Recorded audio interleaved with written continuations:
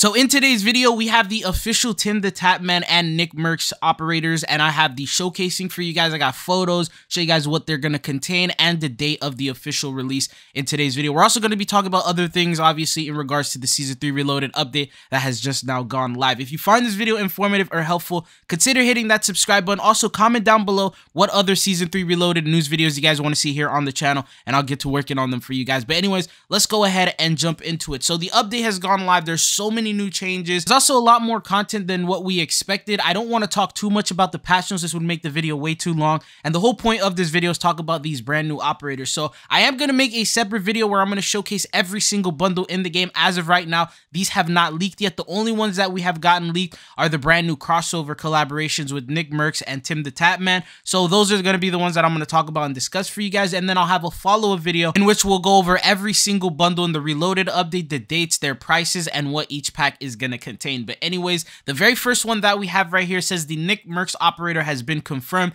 Here's a look at NICKMERCS operator bundle featuring MFAM, weapons, blueprints, charms, and more. This is going to be going live on May 31st. So this is the official release date. These are the photos of what we have. Now, I'm not going to lie to you. I was a bit skeptical when I heard NICKMERCS having his own operator. He doesn't necessarily play the game that much, but when you look at this outfit, this is clean. I'm not going to lie to you. This looks really fire. You got the whole gladiator theme going on. You got the red and the black matching, pretty fire. You got the weapon blueprints. You got two of them, one for the second LMG, and I believe this other one is for the shotgun, the Bryson. And then that's like the whole same matching theme that we got going on. And then we also have his official logo as one of the charms. So this is going to be the official bundle pack. My guess, they didn't really tell you the price. My guess is going to cost you $2,400. That's just the typical amount that they usually charge. Obviously, there's like this exceptions where they may do it $2,000 or $1,800 or even $3,000. But since it doesn't seem to be reactive, I don't see it being around $3,000. So it just depends how much they're going to have it for. We will have more details on that. We're probably going to get like a whole official trailer and, you know,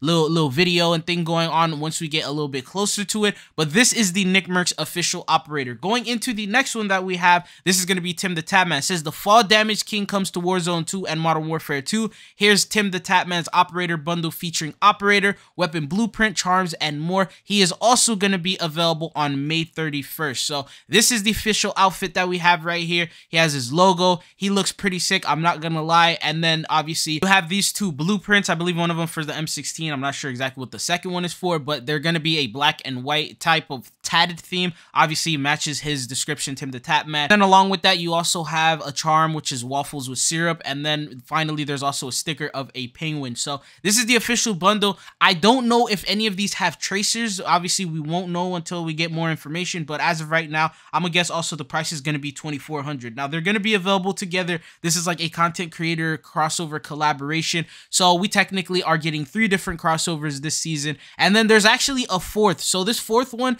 is going to be free. There's nothing really too big or crazy about it, but it's actually available right now and it's for free. And this is a Crash Bandicoot crossover. So right now, if you go into the store, it's a free gift pack. It's called Crash Team, and you're able to claim it. It got things like charms, stickers, and stuff like that from Crash Bandicoot. So I would recommend you get it. It's literally for free. Just take 2 seconds and grab it from the store. But as far as I know, these are all the crossover bundles that we have so far. There might be some more surprises. Once the official bundles get leaked, I will make a video about that and cover it for you guys. But let's talk a little bit about some of these big changes in the patch notes. So they have announced that there's a map update, and that is going to be sandstorms in Al Mazrah. Now, as of right now, they're the start of something big, and they said a sandstorm spotted on the outskirts of Al Mazrah is headed towards Al Mazrah City. Now, the very interesting thing is when you look at this photo with TimTheTatman on it, you can see that the location that he's currently at, it could be Rohan Oil, it might be Al Mazrah City, like just a little bit outside of it. You can see that a gas station has been destroyed with a bunch of sand on the floor, hinting that this adjusted the map in some sort of way, did a map update. So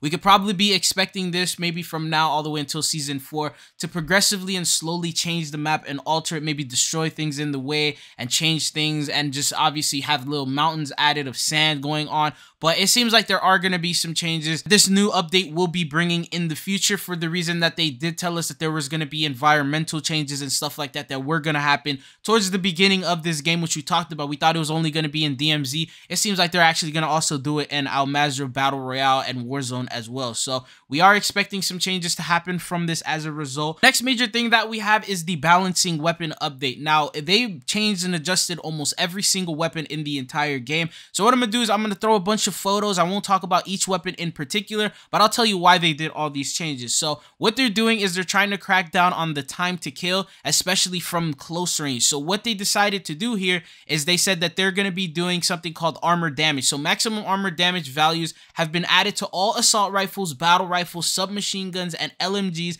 These values will assist in slowing down close range time to kill. Minimum armor damage has been adjusted or added for several weapons to increase their viability at longer range. See weapon changes below for details. So basically, this is just to summarize what all the changes for all these weapons are. So whether they buff them up with the minimum armor damage so that way they can deal damage from long range, or they did maximum armor damage, which lowers their damage from close range, so that way that the time to kill a little bit slower and not as instant as it usually is with close range fights. Remember, I told you guys this before, they're more interested in time to kill from a closer range because they agree that that's way faster than it should be. So they wanted to focus on cleaning that up a little bit. Now, the good news is they also did some movement changes, but the bad news is not much has changed really. But camera movement while walking and sprinting has been reduced. Weapon raise delay following parachute landing has been decreased by 30%. So that means it'll now be a little bit faster. As soon as you land, you'll be able to pull out that gun. Initial sliding acceleration has increased by 6%. I don't even know if we'll feel the difference. But the next thing is the height threshold for a single-handed mantling has been increased, allowing for more aggressive traversal. So last movement change that they ended up doing, they put it in the weapon balancing category, but they put first raise. The delay between first equipping a weapon and being able to fire it has been decreased across numerous weapons. And then the quick raise and quick drop speeds have been uniformly increased, allowing for more rapid deployment of equipment, which is further improved by the fast hand perk. Now, this goes more into the movement type of category, movement changes or speed changes, I would say, actually, not necessarily movement, but speed, because they're trying to raise the speed up because that's what people want, right? People are not mad at the movement, they're mad at the speed of the movement. So these are some things that they decided, I guess, from the little poll that they ended up doing. These are the results that they ended up coming to. I hope it does make a difference, but it just seems like usually in the patch notes, when you read them, they sound drastic, but then when you're actually in game and you play, you don't necessarily feel these changes as much. But another patch note you might be interested in is the fact that they're doing something with the UAV. So now when the person calls in a UAV, it will only ping near them. So if you're across the map and your friend calls in a UAV,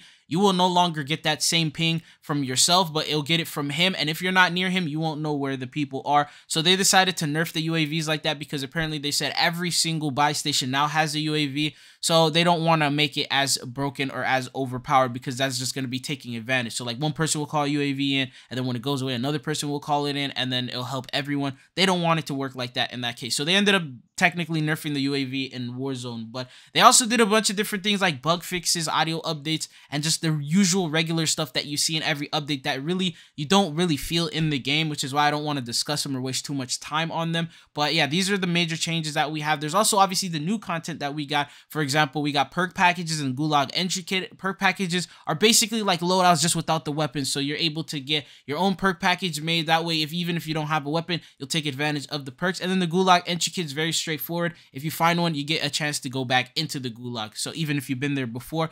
And then for Modern Warfare 2, we got two new modes. We got Face Off, and then we got Giant Infected. These are straightforward game modes that you already know about. And then we got the new map, Borean Hatchery. But this is everything that you need to know in regards of this Season 3 Reloaded update. There's obviously going to be a lot of leaks and a lot of things that you don't see in the patch notes. That's what I'm more focused on because the blog post, sort of, you have probably already read it or saw it. If you haven't, I'll have the link down in the description if you want to check that out. Anyways, that wraps up this entire video. If you found it informative and helpful, don't forget to hit that sub button. I definitely got you guys with a bunch of brand new videos in regards to this new update. But it's been your boy Trizzle. Hopefully I'll be seeing you guys back on the channel again. Peace.